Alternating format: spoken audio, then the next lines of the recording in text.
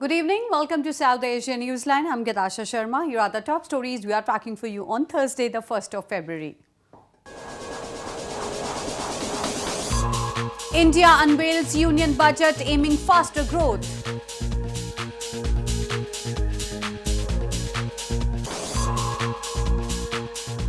Pakistan resorts to ceasefire violation along frontier in India's Jammu and Kashmir.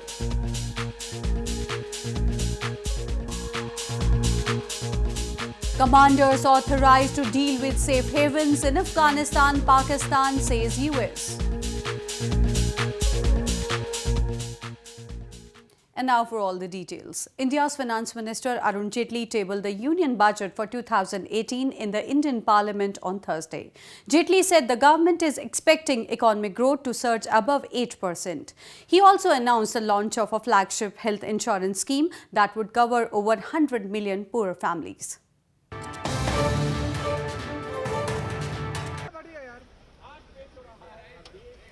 India on Thursday said it expected economic growth to surge above 8% as it announced its annual union budget that allocated billions of dollars for rural infrastructure and unveiled a health insurance program for around 500 million poor people. In his last full-year budget before the national elections in 2019, Indian Finance Minister Arun Jaitley spoke of massive spending on rural infrastructure to win over voters in the countryside where two-thirds of India's 1.3 billion people live. Jaitley said economic growth was picking up and that Asia's third-largest economy was firmly on path to achieve 8% plus growth soon. Manufacturing sector is back on the growth path. The services, which is the mainstay of our growth, have also resumed their high growth rate at 8% plus. Our exports are expected to grow at about 15% in 2017-18. We are now firmly on course to achieve a high growth of 8% plus. He also announced the launch of a flagship health insurance scheme that would cover over 100 million poor families and give up nearly $8,000 in medical coverage for each family annually. The government also revised its fiscal deficit for the ongoing year 2017-18 to 3.5% GDP as widely expected by the markets. Pakistan on Thursday resorted to ceasefire violation along the frontier in India's northern Jammu and Kashmir province. There has been a spate of ceasefire violation along the border by Pakistan this month.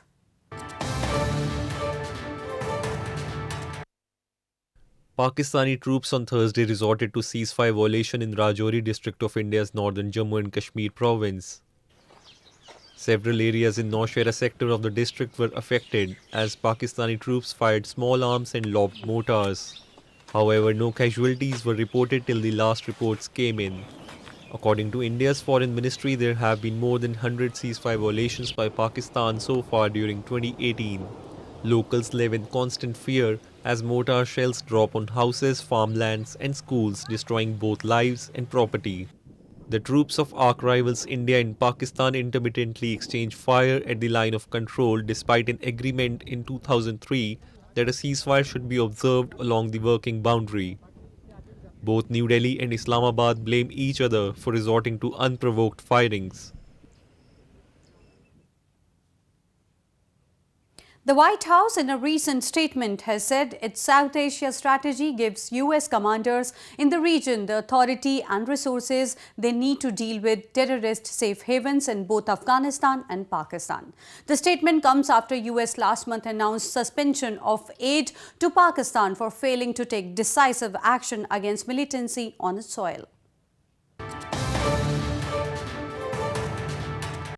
The White House in a statement has said the Trump administration's South Asia strategy gives US commanders in the region the authority and resources they need to deal with terrorist safe havens in both Afghanistan and Pakistan. The statement comes after US announced last month it was suspending security assistance to Pakistan for failing to take decisive action against militancy and blamed it for providing safe haven to militants.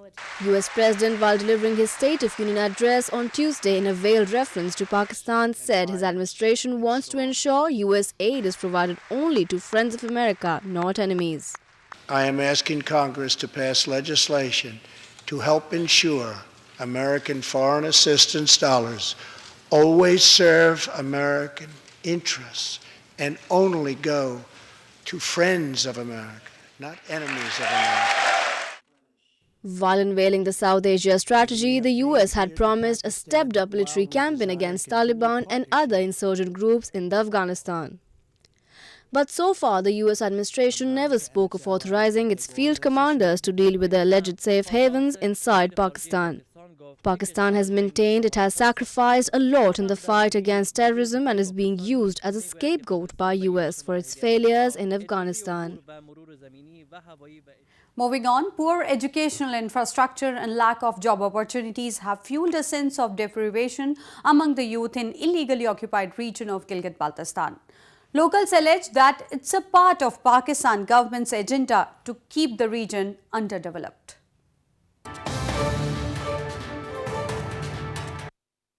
The persisting condition of poor educational infrastructure in Gilgit-Baltistan has created a worrisome environment for the youth of the region.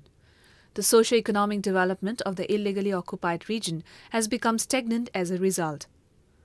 With the falling education standards, the dismal condition in fueling a sense of deprivation among the residents of the region, which was illegally occupied by Pakistan decades ago.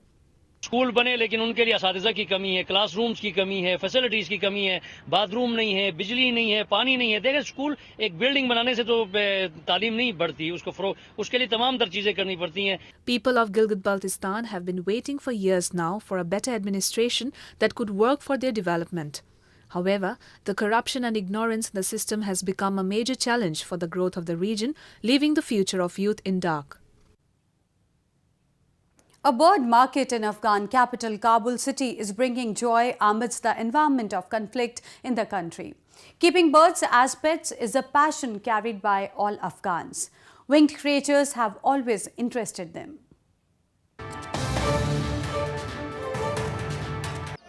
For some Afghans weighed down by decades of war and struggle, a little comfort and distraction can be found in the company of birds. The war seems a long way off in the Kafaroshi bird market in the heart of Afghan capital Kabul city. The market has a narrow lane with few alleys of it packed with small mud-walled shops festooned with bird cages.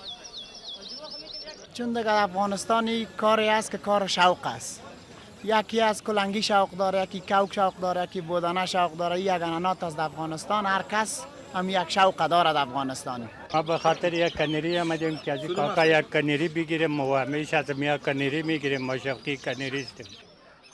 Locals squeeze down the crowded streets, stopping to inspect birds on display, haggle with shopkeepers and buy bird seed and other supplies.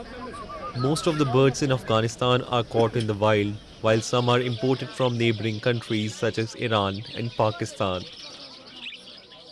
Asia's largest tulip garden, situated in India's northern Jammu and Kashmir province, is undergoing expansion. The authorities of Indira Gandhi Memorial Tulip Garden are increasing the flora in the garden as they are key attraction for the tourists. The largest tulip garden in Asia, the Indira Gandhi Memorial Tulip Garden in Indian Kashmir, is undergoing expansion before it opens for tourists in the next 2 months. As per the authorities of the exquisite garden, tourists are always expecting something new every year, and hence they have undertaken the task of presenting the visitors with the same. The workers were seen spreading greenhouse shade nets over the planted area in order to prevent the freshly planted delicate saplings from extreme temperatures and weather conditions. तो इस year हमने यही focus किया कि लोगों को हमें actually वो बोल रहे हैं हमें ग्रीन स्पेस कम मिल रही है, ग्रीन बैठने के लिए जगह नहीं मिल रही है. तो हमने क्या किया, जो हमारा राइट साइड है टूलिप गार्डन का टुवर्ड्स NMBG लेक साइड, हमने उस साइड एरिया बढ़ा दिया नियर अबाउट 10 से 15 कनाल तक. अपार्ट फ्राम दैट हमने इस बार मैसिव प्लांटेशन की. The Indira Gandhi Memorial Tulip Garden is located in the foothills of the suburban hills of the valley. The annual celebration of the Tulip Festival, showcasing over 2 million tulips of 46 varieties, is one of the key tourist attractions during the onset of spring season in the valley. The super blue blood moon rose in the skies across the world on Wednesday. The lunar phenomenon last occurred for the first time over 150 years ago. Sky gazers in India were amazed to watch the rare sight.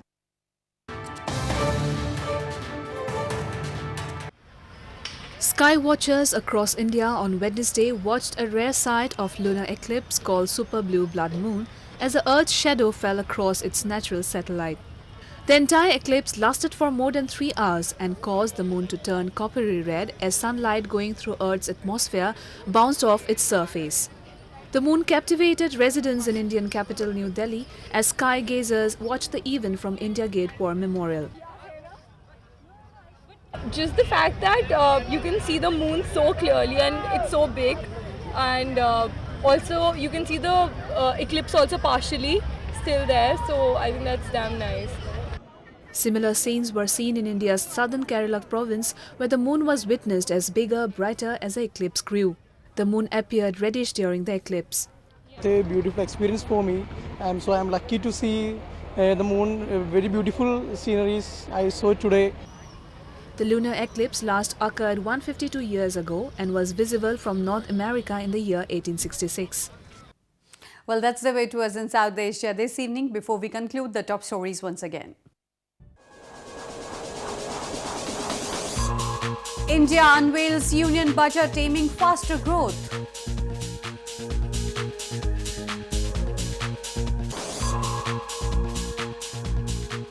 Pakistan resorts to ceasefire violation along frontier in India's Jammu and Kashmir.